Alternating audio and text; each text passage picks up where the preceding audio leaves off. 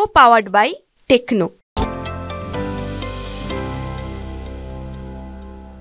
Stock x ray आज बात करेंगे हम। इसमें काफ़ी दर्शक सवाल पूछ रहे थे कि सर आईआरबी इंफ्रा पर कुछ रिसर्च निकाल दीजिए, फंस गए हैं।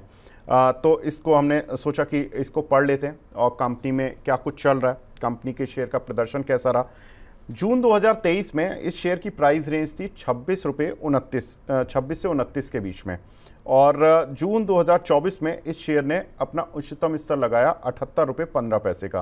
तो अब आप समझ सकते हैं कि किस तरह के रिटर्न आपको देखने के लिए मिले हैं।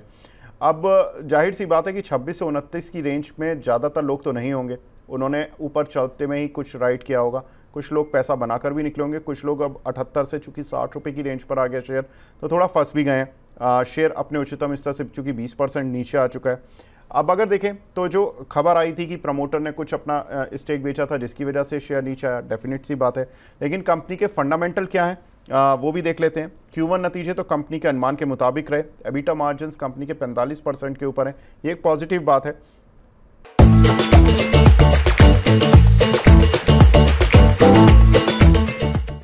कंपनी की ऑर्डर बुक ये एक अच्छा पॉजिटिव की पॉइंट है, 33,600 करोड़ रुपए की है, जो कि FY24 की आय का करीब 4.5 गुना है। तो ऑर्डर बुक तो है, कंपनी पर काम करने के लिए बहुत समय है, बहुत ऑर्डर्स हैं।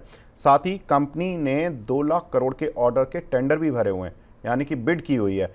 अब उसमें से कंपनी एक्सपेक्ट कर रही कि FY25 में करीब 20 से 25 हज़ार करोड़ रुपए के ऑर्डर और ये सिक्योर कर लेंगे, यानी कि इनकी ऑर्डर बुक ठीक ठाक हो जाएगी इस साल के एंड तक। तो कंपनी पे काफ़ी सारा काम होगा। साथ ही डेट इक्विटी रेशियो कंपनी का 0.88 है, यानी कि कंफर्टेबल जोन में है। कंपनी नए प्रोजेक्ट्स के लिए बिड भी कर सकती है, कैश की ज़रूरत जो होती है इनिशियल बिड के लिए वो पैसा है कंपनी के पास।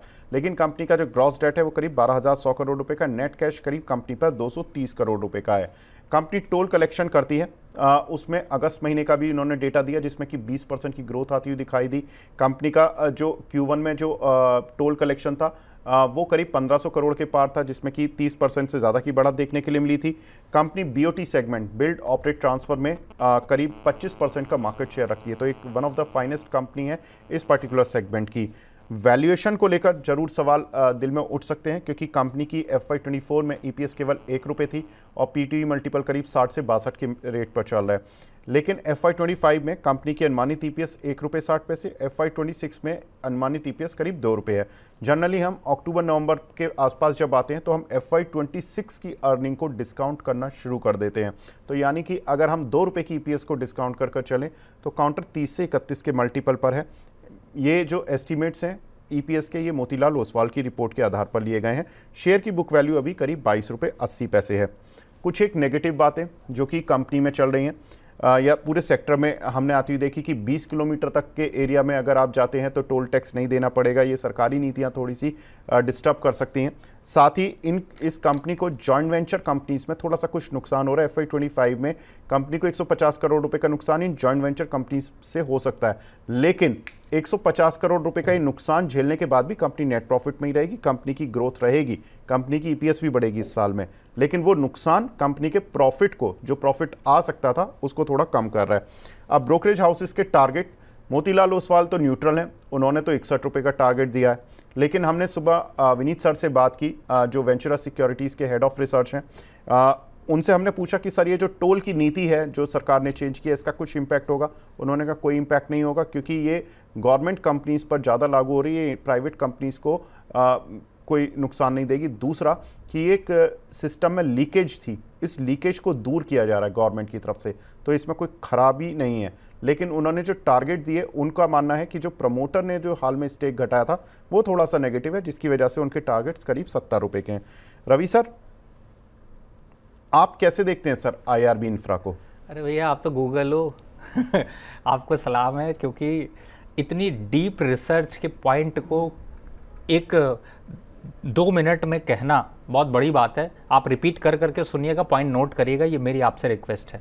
थोड़ा सा मैं इसमें ऐड ऑन कर देता हूँ। देखिए, अगर आप इंफ्रा की तरफ जाते हैं, कंस्ट्रक्शन की तरफ जाते हैं, तो 3 कंपनियां दिग्गज कंपनियां जिन्हें आप नोट कर लीजिए। पहली आईआरबी इंफ्रा, दूसरी जीएमआर इंफ्रा और तीसरी है केएनआर कंस्ट्रक्शन। मैं गलत तो नहीं हूँ सर? बिल्कुल जी जी जी बिल्कुल सर, आप प्लीज। हाँ, अब आपके पास देखिए, मैं आपको एक फैक्ट बताता हूँ। आपने बहुत से रील और वीडियोस देखे होंगे।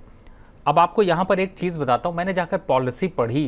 टोल पे आपने हमेशा रील देखा होगा कि 30 सेकंड से ज़्यादा हो जाए तो आप टोल को फ्री में क्रॉस कर सकते हैं। पढ़ा आपने भी देखा होगा? बिल्कुल सर, बिल्कुल बिल्कुल। पॉलिसी में जाकर पढ़िए, लिखा हुआ है, सिर्फ उसमें कंडीशन स्टार मार्क करके लिखा है कि only for the congestion time, और वो टाइम ड्यूरेशन है, हमेशा के लिए नहीं है, और हर टोल पे तो है ही नहीं।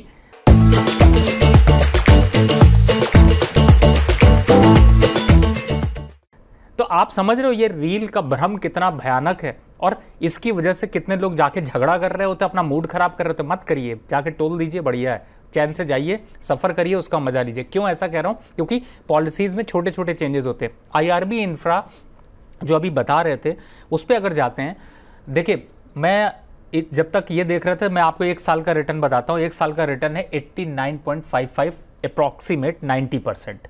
3 साल का रिटर्न है 260%। 5 साल का रिटर्न है 646%। बताओ कहाँ कमी है? अब आपको समझ में आ गया होगा कि जो ग्रोथ स्ट्रक्चर है, जिस हिसाब से डेवलपमेंट है, उसको अगर देखें तो कंपनी बिल्कुल यहाँ से 61 रुपये चल रही है। कितने के नीचे खराब होगी? खराब का कोई लेवल मुझे यहाँ पर नज़र नहीं आता। लगता है ठीक है, चलो बहुत गिरी तो 48 रुपये तक आ सकती है। 48 रुपये अगर देखा जाए तो 25-30% का करेक्शन है, लेकिन अगर 90% एक साल में चली हो तो 30% करेक्शन के बाद भी तो 60% आप गेन करेंगे। तो ये डिप अगर आप है और फिर आपका विजन 3 से 5 साल का है, तो यही स्टॉक आपको मल्टी बैगर बन के 100-125 रुपये के पास ट्रेड होता हुआ 3 से 5 साल में दिखाई देगा। तब आप कहेंगे कि शायद ये स्टॉक मैं उस समय खरीद लेता। अब लंबे समय की तो ये स्ट्रैटेजी हो गई। शॉर्ट टर्म पे अगर 55 के नीचे जाता है तो रुक जाइएगा, बाय मत करिएगा, होल्ड करिएगा, थोड़ा वेट करिएगा। कहाँ पर? 55 के नीचे जाने के बाद नेक्स्ट लेवल बाय का होगा सिर्फ 48 और 50। 61 पे खरीदना नहीं है तो खरीद लीजिए, कोई रिस्क नहीं है, ऐसा बहुत बड़ा रिस्क नहीं आने वाला। और इतना पैसा 50-60 रुपये तो आप वैसे ही छोड़ देते हैं। कई बार ऐसा होता है, चाय पीने जाते हैं, सिगरेट पीने जाते हैं, बुरी आदतों में खर्च करते हैं, GMR में इसमें डाल दीजिए, IRB में। टारगेट, पहला टारगेट 75, दूसरा टारगेट 85, 3 साल के हिसाब से टारगेट 125। ये दमखम है, आपकी मर्जी है, करना है करिए, नहीं करना है तो लेवल्स फॉलो कर लीजिए। को पावर्ड बाय टेक्नो।